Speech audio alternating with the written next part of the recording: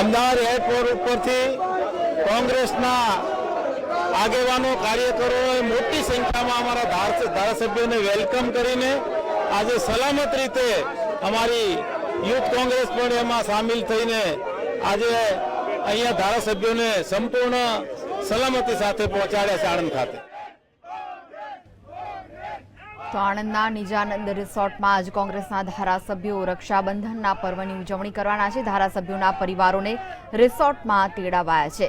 ભાજપના horse trading ભયે કોંગ્રેસે રિસોર્ટમાં જ રક્ષાબંધન ઉજવવાનું નક્કી કર્યું। 2 દિવસ પહેલા જ નિજાનંદ રિસોર્ટમાં ધારાસભ્યોના રૂમ બુક કરી દેવાયા હતા। કોંગ્રેસના ધારાસભ્યોને એક સાથે જ રાખવા હાઈકમાન્ડે આદેશ કર્યો હતો, જેના કારણે ધારાસભ્યોને ઘેર જઈને રક્ષાબંધન ઉજવવા પર પ્રતિબંધ મૂકી દેવાયો છે। તો આવતીકાલે રાજ્યસભાની ગુજરાતની 3 બેઠક માટે ગાંધીનગરમાં મતદાન થવાનું છે અને તેમાં કોંગ્રેસના ઉમેદવાર અહેમદ પટેલને જીતાડવા માટે કોંગ્રેસ પોતાના 44 ધારાસભ્યોને સાથે રાખી રહી છે। જો આમાંથી કોઈ પણ ધારાસભ્ય ક્રોસ વોટિંગ કરે તો કોંગ્રેસના ઉમેદવારને ભારે પડી શકે છે। હજુ ધારાસભ્યોને 1 દિવસ સુધી નિજાનંદ રિસોર્ટમાં જ રાખવામાં આવશે।